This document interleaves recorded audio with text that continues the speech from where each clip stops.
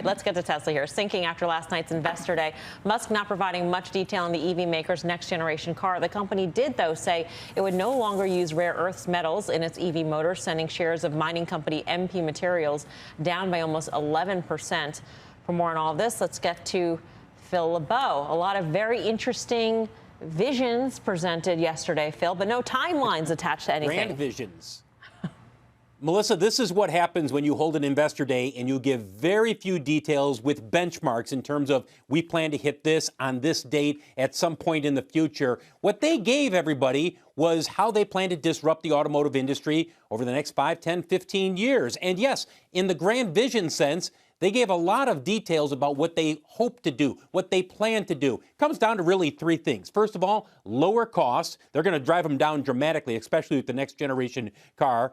Faster production, building vehicles much quicker off the assembly lines, and they plan to deliver more vehicles. Tesla is already #1 worldwide in terms of EV sales, not just here in the United States, but worldwide. They have 17% of the market share ahead of BYD, which is primarily just sold in China and Asia, and it's just starting in Europe. And then you have Volkswagen. General Motors, by the way, a big chunk of those GM sales are lower cost EVs.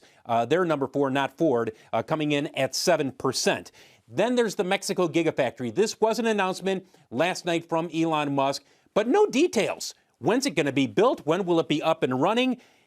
They do plan on building the next generation vehicle there. And again, they hope to bring the cost of those vehicles down by 50%. In terms of demand, well, Elon Musk says he sees plenty of demand in the future.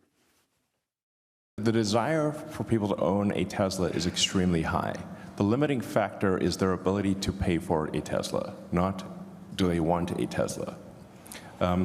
It's easy for people in this room to lose sight of that. So what's the next vehicle that people will want from Tesla? Elon Musk believes it's the Cybertruck. It goes into production later this year. We'll see a few deliveries maybe before the end of the year, but more likely early next year, and then they start to ramp up production. Bottom line is this, Melissa. Everybody that you read these analyst notes, everybody said the same thing. Great grand vision. We agree with everything that they plan to do, but there are no benchmarks here. There was nothing where they said we plan to hit X number of vehicles by 2025, 2027, 2030, or this is what the cost will do. They gave a big, broad, hitting 20 million annual deliveries, but they didn't put a date on it.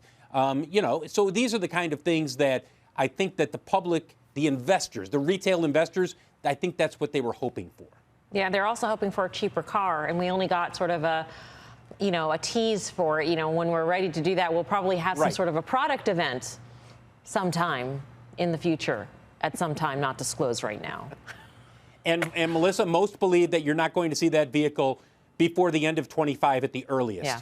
I mean, if you haven't even announced it yet, I mean, a year and a half would be ridiculously fast to get it towards the beginning of 25. You're looking probably late 25, 26 at the earliest. All right, Phil, thanks. Phil LeBeau. You bet. I thought was also interesting at this particular Investor Day presentation was that Elon Musk made it a point to be seated next to more than a dozen executives that we probably have never seen before, many of them, or heard of before, to get to the point that I may be running Twitter, I may be running SpaceX, but we've got a deep bench here. So this was a show. I mean, this was a show to address a lot of investor concerns. Which is, I think, a good thing, right? And again, just for clarification, I thought you had to sell Tesla into earnings a month and a half or so ago. Stock was $155. That was incorrect. But it did trade to levels then subsequently we thought it could go to about 220, 225, which line up with the moving averages. Now what? Well, it wasn't a particularly good day, obviously. Traded a lot of volume, did not bounce with the broader market. And oh, by the way, they said they're going to need an additional $150 billion of capital at some point. I mean, that reeks of secondary to me. I'm just throwing it out there. Factories that are way down the line. We just made a whole point about how this is so off in the future and that there's no time frame. So $150 billion at some later point in time doesn't scream secondary. Not yet, but I mean, it's out there. So where's the level? I think 165 to me is the level. If you were looking to get long, that's where you get long. if you're looking to reload, that's where you reload. Yeah, and for clarification, after earnings, I started shorting it when it was 165 on that gap, and it was a kind of a painful position. We've talked about it a little bit, and I've worked out of it and actually have a gain in the thing. I took a lot of it off today, but I still think the stock's going lower for two main reasons. Because I look at Google Trends. He talks about the desire to own, Teslas.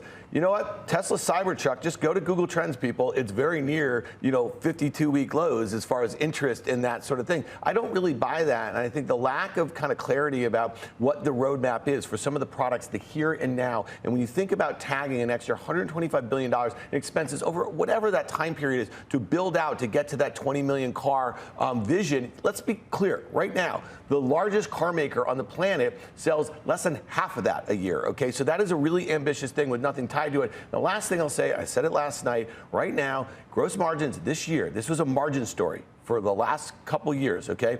They're expected to go from 25 to 22% this year on flat to probably down earnings on 25% sales growth. So they're gonna be spending a lot. And if there is a recession, we spent a lot of time talking about it, if there is any issues with China, this company's gonna have a hard time.